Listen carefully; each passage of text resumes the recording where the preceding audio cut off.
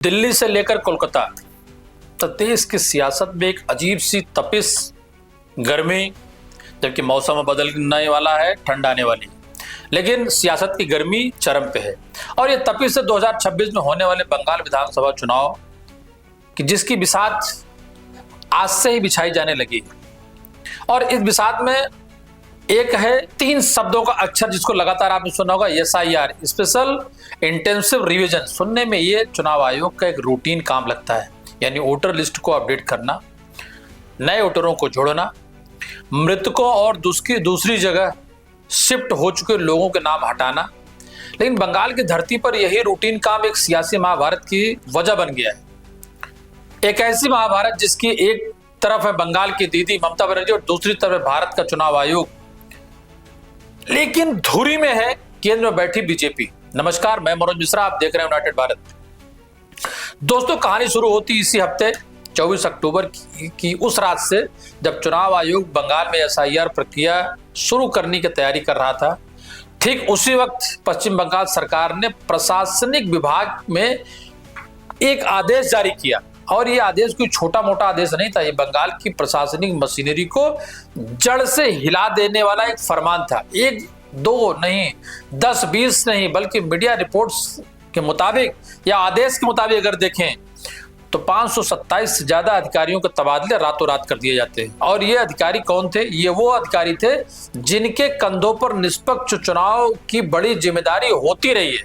ये कोई एक दिन की बात नहीं है। डिस्ट्रिक्ट मजिस्ट्रेट जो जिले का इलेक्टोरल रजिस्ट्रेशन अफसर होता है, एडिशनल डिस्ट्रिक्ट मजिस्ट्रेट ADM, सब district officer SDO, BDO, block development अफसर, और वो जो जमीन पर गांव जाकर वोटर लिस्ट का काम देखते हैं। इतना ही नहीं, कोलकाता म्युनिसिपल कॉर्पोरेशन KMC के कमिश्नर धवल जैन जैसे बड़े चर्चित चेहरे, स्वास्थ्य और उद्योग विभाग विशेष सचिव, सबको एक झटके में बदल दिया गया। अब सवाल यह है कि आखिर ऐसी क्या आपात स्थिति आ गई कि SIR जैसे संवेदनशील प्रक्रिया शुरू होने से महज कुछ घंटे पहले इतने बड़े पैमाने पर प्रशासनिक अफसरों को, सेना या ये कहिए प्रशासनिक सेनापतियों को ही बदलना पड़ा। यहीं से शुरू होती है असली राजनीति।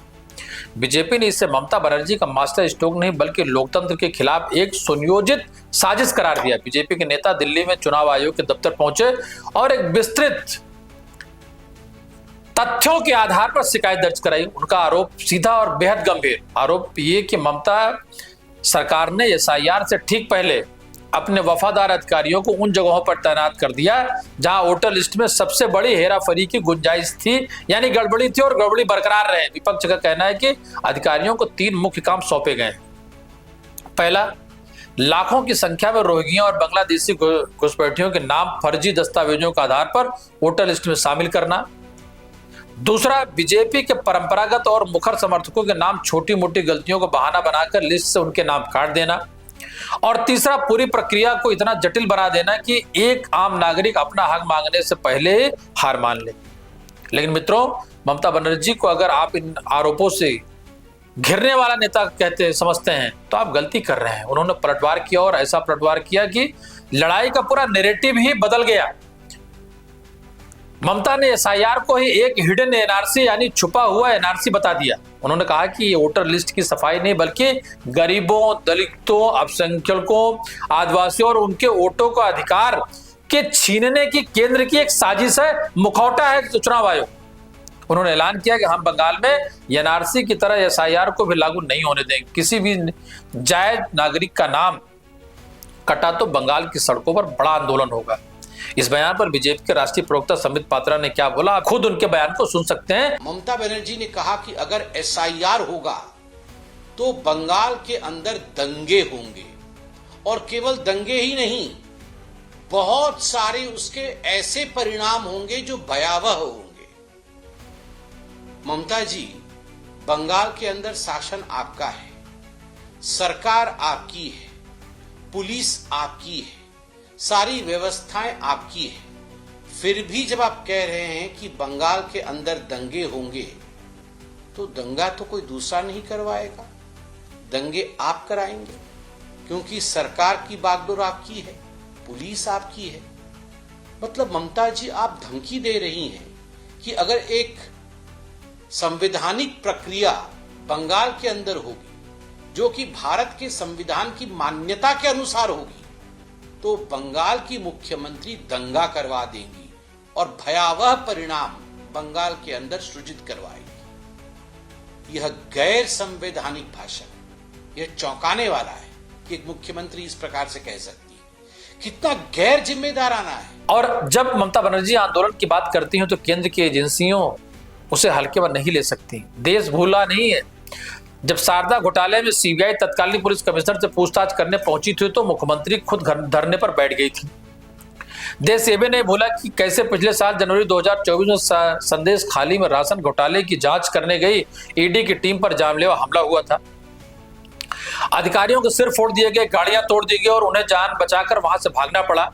कई मौके पर यह देखा गया कि जब भी ईडी या सीबीआई किसी टीएमसी नेता पर शिकंजा कसने पहुंचती है तो हजारों की भीड़ उन्हें घेर लेती है और केंद्रीय एजेंसियां काम नहीं कर पाती हैं और उनका काम नामुमकिन हो जाता है। रिपोर्ट के मुताबिक ये ममता बनर्जी का सिग्नेचर स्टाइल बन गया है, संस्थागत लड़ाई को सड़क की लड़ाई में बदल देना। तो अब सवाल यह है कि क्या ममता बनर्जी वाकई लोकतंत्र बचाने के लिए लड़ रही है या 2026 के चुनाव से पहले अपनी जीत सुनिश्चित करने के लिए एक मजबूत किलेबंदी कर रही है।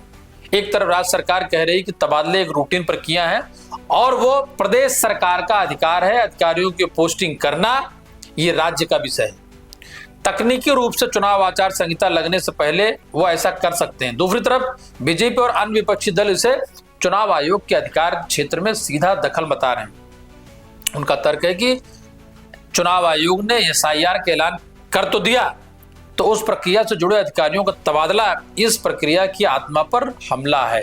यानी आप मित्रों समझने का प्रयास करिए कि एसआईआर के जरिए चुनाव आयोग की जो मंशा है और उस मंशा के विपरीत ममता बनर्जी की जो तैयारी है,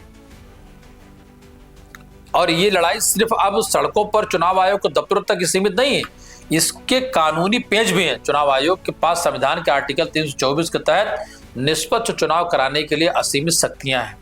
वो चाहे तो इन तबादलों पर सवाल उठा सकता है या बंगाल में एसआईआर की प्रक्रिया की निगरानी के लिए केंद्रीय पर्यवेक्षक की बड़ी फौज तैनात कर सकता है। आने वाले दिन बंगाल की सियासत के लिए बेहद अहम होने वाले हैं।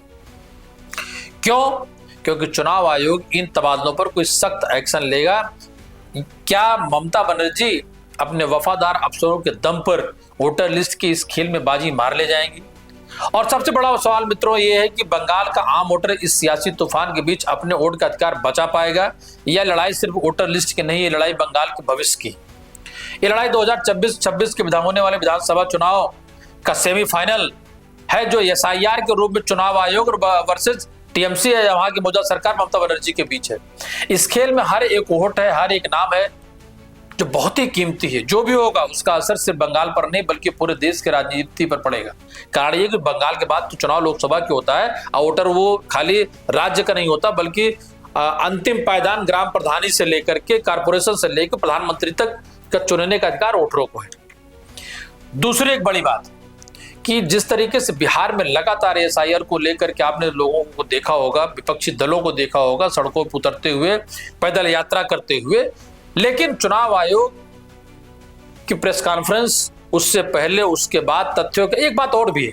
बार बार चुनाव आयोग कह रहा है कि जो नेता या जो सरकारें हमारे से एसआईआर के विरोध करती है वो विरोध खाली जबानी तौर पे करते हैं, लिखन पढ़न में कहीं कोई समय सीमा के अंदर कोई शिकायत दर्ज कराने नहीं आता। दोस्तों बिहार का चुनाव चरम पे है। पहले दौर की वोटिंग 6 को है, दूसरे की 11, 14 को परिणाम, लेकिन बिहार से ही सटा हुआ बंगाल है। बिहार के बाद बंगाल का चुनाव बिल्कुल जनवरी के नहीं बल्कि 2026 की शुरुआत में वहां का चुनाव होने जा रहा है। इस एसआईआर के जरिए या इसके माध्यम से क्या ताकत आजमाइश हो रही, लेकिन एक तरफ जहां ममता बनर्जी अपनी ताकत के जरिए उन फर्जी वोटरों की शिकायत, जिसकी भारतीय जनता पार्टी कह रही है कि फर्जी वोटर बना रखे हैं रोहिंग्या से लेकर के बांग्लादेशियों से लेकर, क्या उसको बचाने में कामयाब होगी या चुनाव आयोग फर्जी वोटरों को निकाल बाहर करने में कामयाब होगा? ये जंग बहुत मजेदार होने वाली, चूंकि खाली बंगाल की बात नहीं, लगभग 8 राज्यों में एक साथ SIR की घोषणा चुनाव आयोग ने कर दी और उसकी प्रक्रिया भी चालू हो गई। नमस्कार, आप देख रहे हैं यूनाइटेड भारत, मैं मनोज मिश्रा। दोस्तों, आपसे पुनः गुजारिश होगी कि आप यूनाइटेड भारत को देखें, शेयर करें, सब्सक्राइब करें। धन्यवाद।